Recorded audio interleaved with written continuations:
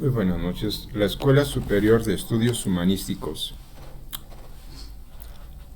la licenciatura en Psicología en línea del cuarto cuatrimestre de la materia Psicología Experimental, su servidor Alberto González Hurtado, sí, que recordando nuestro temario, la unidad número 2, que es la cual estamos presentando con conceptos básicos, y nuestro último subtema de esta unidad número 2 es lo que es validez.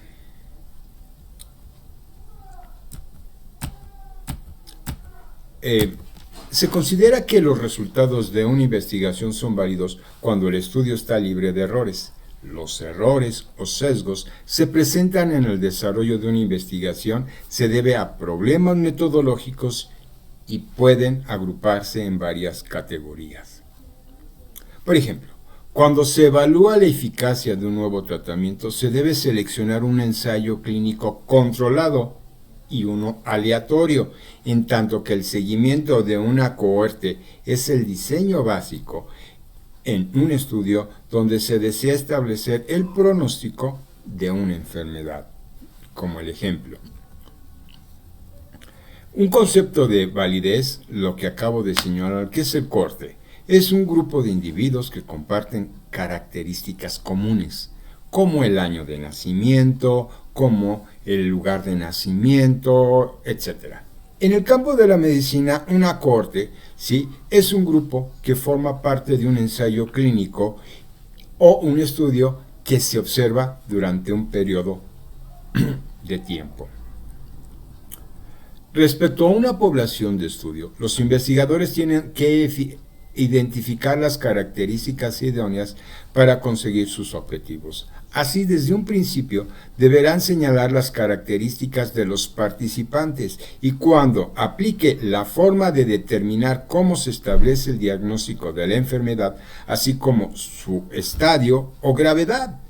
Todo deberá estar consignado en los criterios de selección, tanto de los de inclusión, exclusión y eliminación.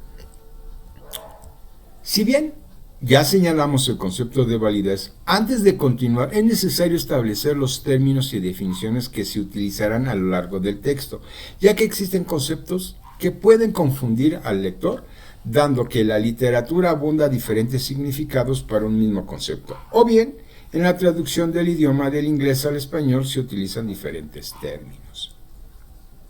El concepto de error sistemático o sesgo, por ejemplo. ¿Sí? Los sesgos son errores que se presentan siempre en el desarrollo de una investigación, de ahí que se denominan errores sistemáticos. Este tipo de errores se debe particularmente a un problema metodológico y generalmente puede agruparse en tres: sesgo de selección, sesgo en la medición o sesgo de confusión.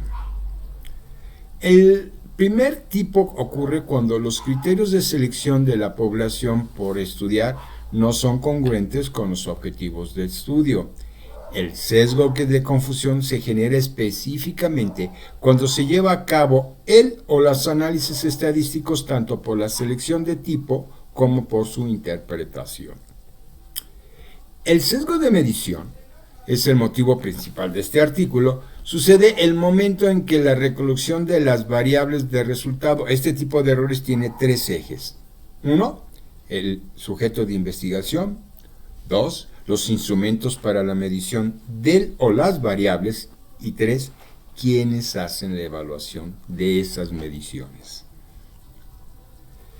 El error aleatorio puede definirse como la fluctuación o variación natural y periódica de cualquier variable que se mide: temperatura, presión arterial, frecuencia cardíaca, saturación de oxígeno, entre otras, como un ejemplo. En un estudio de investigación clínica se debe tener en cuenta que el error aleatorio ocurre tanto para la variabilidad humana innata como para la causalidad, es de ahí su nombre. En general, los errores aleatorios se consideran no pueden eliminarse, pero se pueden disminuir mediante diferentes estrategias, como aumentando el tamaño de la muestra, estandarizando las mediciones de los participantes de la investigación. El concepto de confiabilidad. Los resultados de un estudio pueden considerarse confiables cuando tienen un alto grado de validez, es decir, cuando no hay sesgos. Sin embargo, ese término se utiliza más cuando están en desarrollo los instrumentos o escalas clínicas, por ejemplo, para evaluar depresión, calidad de vida, gravedad de enfermedades, etc. Concepto de consistencia. Esta característica o atributo se refiere a la capacidad de un instrumento para obtener los mismos resultados al medir una variable. Las mediciones deben realizarse bajo las mismas condiciones de los participantes y de su entorno. El término consistencia también se usa cuando distintos estudios de investigación derivan en las mismas conclusiones. El concepto de reproducibilidad. Este término se utiliza más frecuentemente para describir una metodología técnica para la obtención de resultados, más para la obtención de resultados similares. Es común también este concepto se describa como repetitividad. El concepto de presión y exactitud. Ambos términos están relacionados y se refieren a la capacidad que tienen los instrumentos o escalas al momento de la medición de las variables. Una medición tendrá mayor validez cuando más precisa y exacta sea. Para entender mejor ambos conceptos se presenta la figura número 1, que es la que estoy presentando. ¿Sí? Exactitud y precisión baja, exactitud y precisión precisión alta, exactitud baja, exactitud alta, precisión baja, exactitud y precisión altas. Si con un instrumento se obtienen resultados con poca variabilidad, entonces se puede asumir que es preciso. Por ejemplo, una báscula tiene mayor precisión al medir gramos que aquella que mide kilos completos. Mientras que la exactitud, que en inglés es accuracy, de un instrumento se establece su capacidad de obtener resultados ya sea verdaderos o libres de sesgo. Concepto de fuentes de sesgo al hacer mediciones. Las principales fuentes de sesgo de medición pueden ser las siguientes: por el instrumento que se realiza la medición, por el observador que está haciendo las mediciones, por las personas que realizan la evaluación posterior a la medición o por el participante o sujetos de estudio. ¿Cuáles son las características del sesgo de un instrumento de medición? Vamos a empezar. Primero, habitualmente para medir las variables es necesario utilizar instrumentos. Estos instrumentos de evaluación pueden ser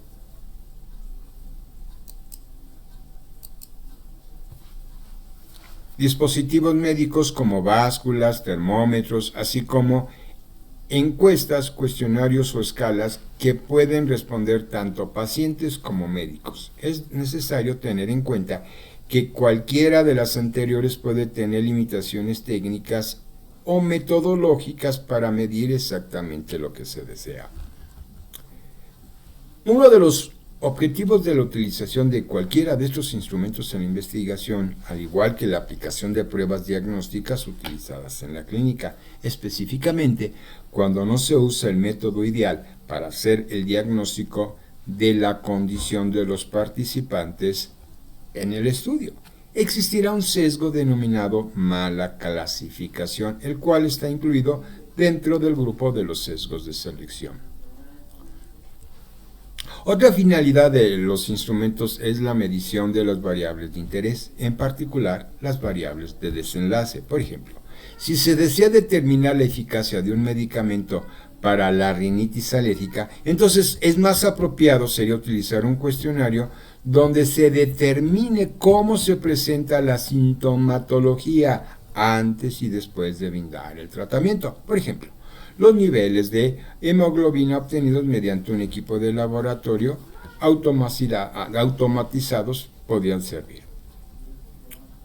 ¿Cuáles son las características del sesgo por el evaluador? Es posible que existan errores en la medición de las variables de estudio.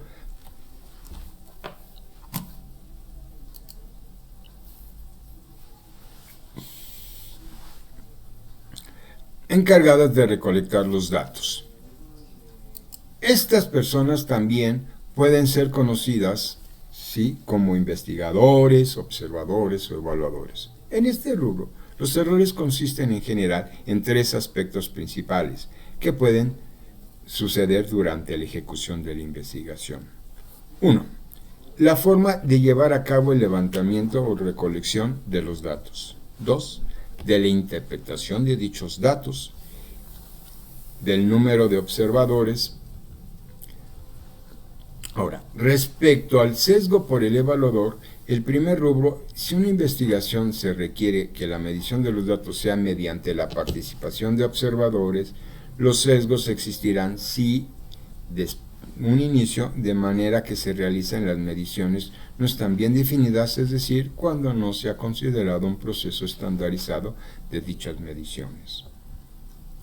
En cuanto al aspecto de interpretación de las variables, es posible que existan sesgos a pesar de los procesos de estandarización, ya que las mediciones están sujetas a ser obtenidas en forma diferente a la realidad. Existen investigaciones donde los observadores pueden inconscientemente hacer juicios equivocados sobre las condiciones de los participantes de la investigación. Lo anterior puede ocurrir, por ejemplo, en un estudio donde se evalúa la efectividad de un fármaco en comparación con un placebo. Si el observador sabe que un paciente está recibiendo el placebo, es posible que interprete que hay poca mejoría o viceversa. Para evitar este sesgo, siempre será necesario que los observadores realicen sus mediciones objetivamente.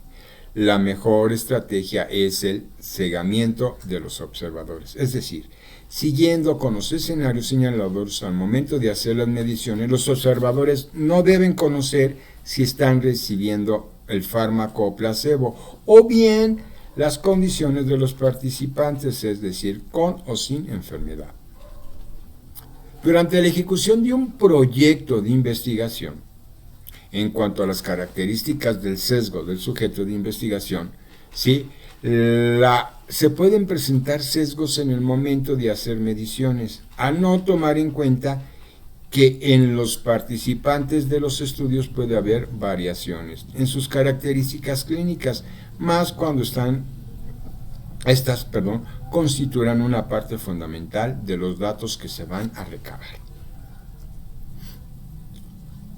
Por lo anterior, en la planeación de cualquier investigación es primordial que al obtener confiablemente los datos, debe haber algún proceso de estandarización. Por ejemplo, en el caso que se desee evaluar presión arterial, será importante que su medición sea posición sedante después de un periodo de reposo y en el brazo no dominante, mientras que si se trata de medir glucemina o lípidos, lo mejor será después de un periodo de ayuno, por ejemplo. Además de considerar que los evaluadores pueden tener variaciones individuales en el momento de la medición de las variables, lo cual se conoce como variabilidad intraobservador, será necesario tener en cuenta la posibilidad que se presenta variaciones de la medición entre los diferentes evaluadores. De ahí que para garantizar que un estudio es confiable, la variabilidad interobservador debe ser mínima.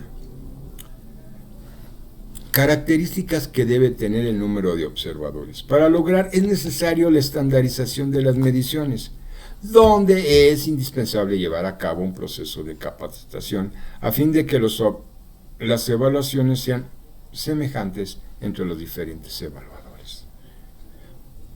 ¿Cómo podemos mejorar la confiabilidad de las mediciones? Con la obtención de los datos para prevenir errores. Se puede seguir las estrategias que a continuación señalan, con las cuales además se logra reducir errores aleatorios y aumentar la precisión de las mediciones. Número 1. Todo protocolo de estudio requiere definición operacional de las variables, es decir, esta definición incluirá las instrucciones específicas para realizar las mediciones. La descripción puede ser extensa o detallada, por lo que se recomienda arreglarla en un anexo o bien elaborar un manual de procedimientos. 2. El siguiente paso es capacitar a los sujetos que harán las mediciones, las encuestas o registrarán las variables. No es suficiente entregarle el manual, debe verificarse su desempeño y evaluar sus registros. En general, cualquier medición mejora su precisión si se realiza varias veces. 3. De emplearse instrumentos de medición, mecánicos o digitales, debe verificarse su funcionamiento. Siempre que sea posible, deberá emplearse instrumentos automatizados que no requieren la participación de otro sujeto, para así registrar únicamente las respuestas sin intervención del observador.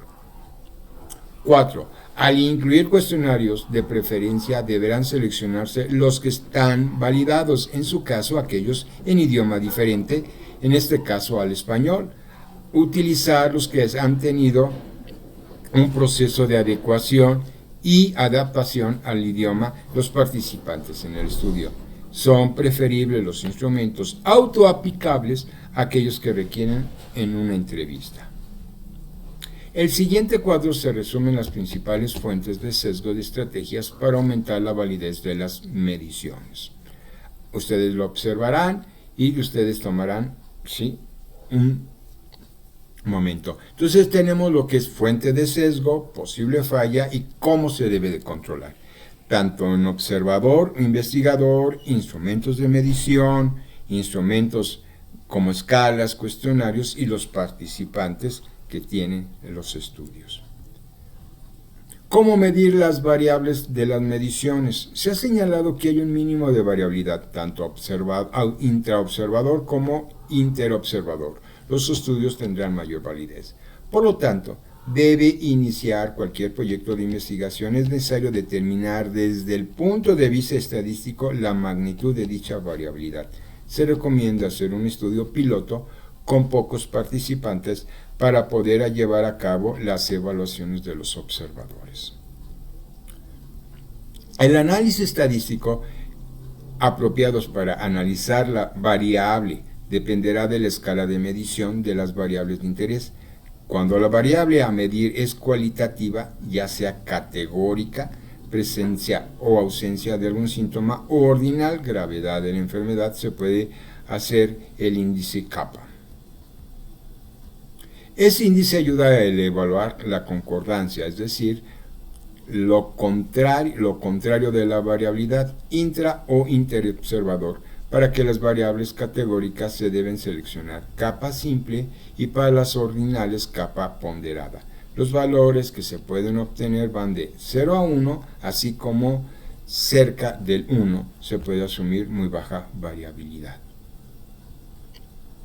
En el caso de que la escala sea cuantitativa, peso, estatura, edad, número de leucocitos, etc., se puede emplear coeficiente de variabilidad intraclase, que se expresa, ¿sí?, interpreta aproximadamente igual que el índice kappa. O bien se puede elegir el análisis de variable ANOVA de mediciones, ¿sí?, repetidas. Para este último debe llevarse a cabo cálculos correspondientes. Se indica el valor de P mayor que 0.05, entonces se determina que hay poca variabilidad.